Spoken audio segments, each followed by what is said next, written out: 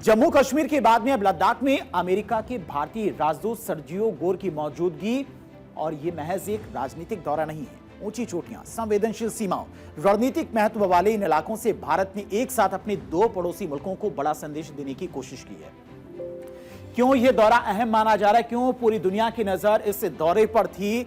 एक तरफ पाकिस्तान है, दूसरी तरफ चीन है, और दोनों के लिए लद्दाख का अपना अलग अलग सामरिक महत्व है। ऐसे में अमेरिकी राजदूत गोर का जम्मू कश्मीर के बाद में लद्दाख दौरा सिर्फ कूटनीतिक गतिविधि नहीं है, बल्कि भारत की रणनीतिक सोच और अपनी सीमाओं को लेकर उसकी आत्मविश्वास का भी संकेत माना जा रहा है। दौरा अमेरिकी राजदूत का था और संदेश भारत ने पड़ोसी मुल्कों को दिया है, यानी पाकिस्तान और चीन को। सर्जियो गोर लद्दाख के दौरे पर है। गलवान झड़प के बाद पहला कोई अमेरिकी राजनयिक जो लद्दाख गया है। यही वजह कि गोर के दौरे को खास माना जा रहा है। सर्जियो गोर लद्दाख के थिक्से मठ का दौरा करते हैं। एक पहाड़ी की चोटी पर स्थित यह मठ मध्य लद्दाख का सबसे बड़ा मठ है, और तस्वीरें भी आपको दिखाते हैं। ये लद्दाख की तस्वीरें। इससे पहले जम्मू कश्मीर पहुंचे थे और अब लद्दाख पहुंचे, जहां के एक मशहूर मठ में भी वो पहुंचे। दलाई लामा से भी उनकी मुलाकात होनी है। चाइना को यहां से संदेश दिया है भारत ने अपनी कूटनीति के जरिए।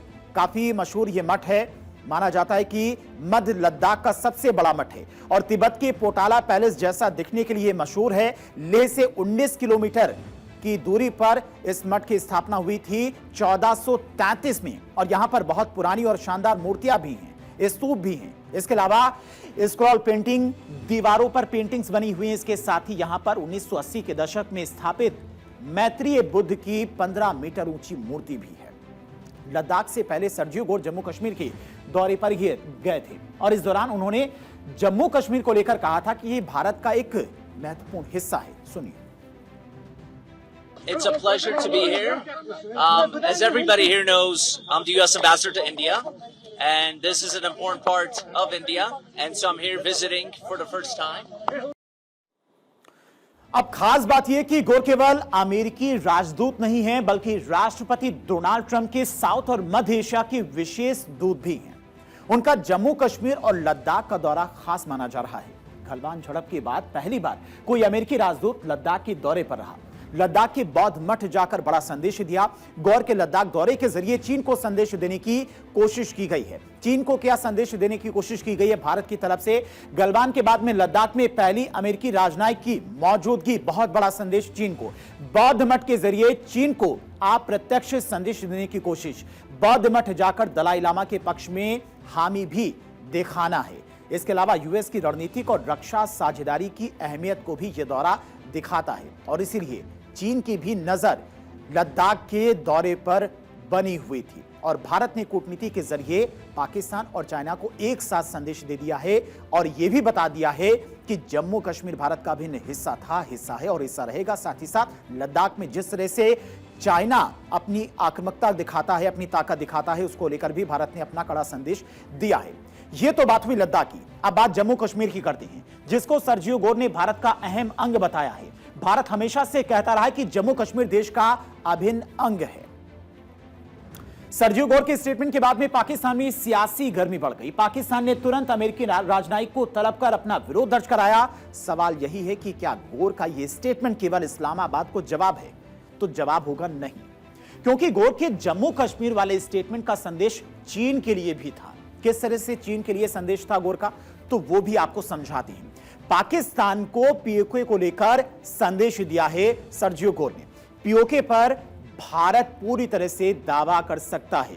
जम्मू कश्मीर का भूगोल पाकिस्तान से आगे बढ़कर चीन तक भी जाता है, और अक्साई चीन भारत के क्षेत्र में आता है। भारत अपने मैप में भी दिखाता है जहां पर चीन अपना कब्जा दिखाता है, जबकि चीन वहां के लंबे समय से नियंत्रण बनाए हुए वहां पर कब्जा जमाए हुए, जबकि भारत लगातार ये दावा करता है और अंतर्राष्ट्रीय मीडिया में भी इस बात को लगातार उठाता है कि अक्साई चीन चाइना का हिस्सा नहीं है, भारत का हिस्सा है। इसीलिए लद्दाख का दौरा अपने आप में काफी ज्यादा अहम बन जाता है। सर्जियो गोर का जम्मू कश्मीर भारत का अहम हिस्सा वाला स्टेटमेंट केवल पीओके के संदर्भ में नहीं देखा जा सकता है, इसमें अक्साई चीन का संदर्भ भी जुड़ जाता है।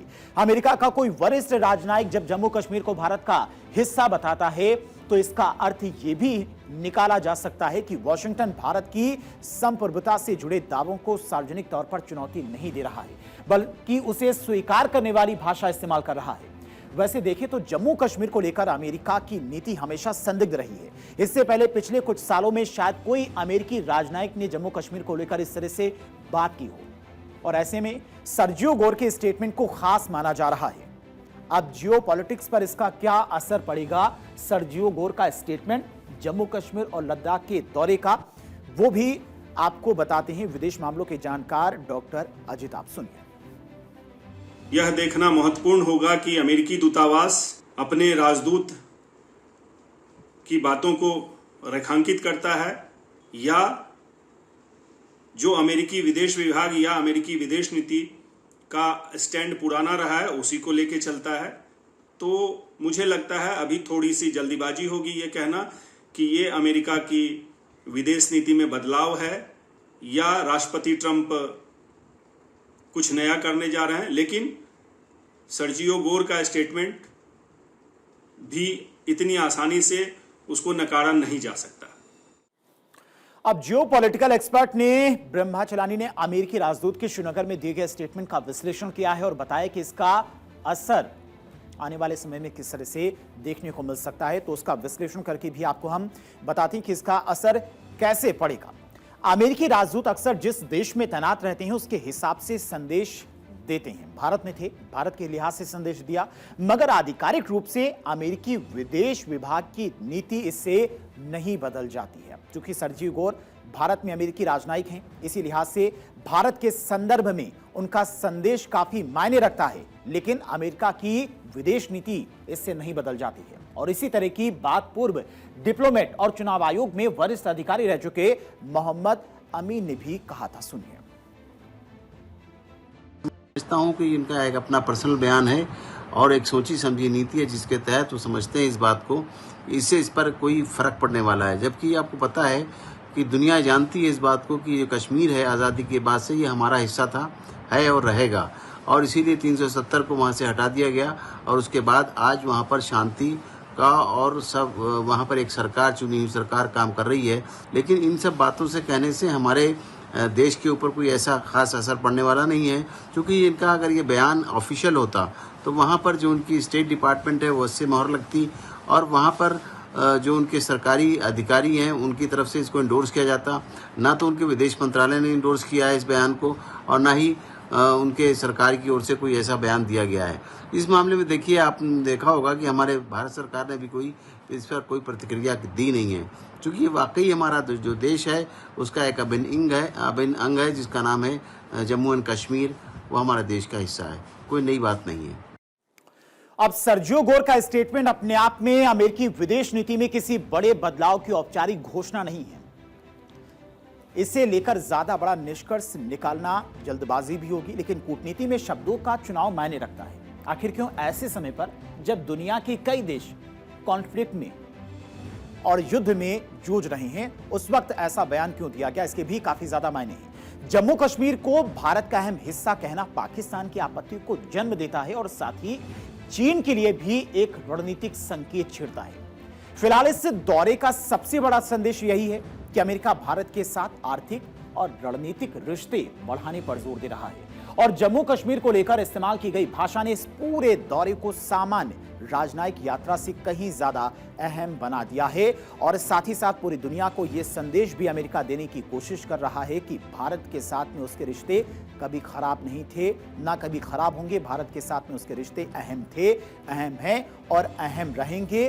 भारत एक मजबूत पार्टनर है, रक्षा क्षेत्र में भी हमारी साझेदारी मजबूत हो रही है और अमेरिका का पूरा समर्थन भारत को हमेशा रहा है और आगे भी रहेगा। ये संदेश देने की जरूर कोशिश की गई, खासकर पाकिस्तान और चीन को।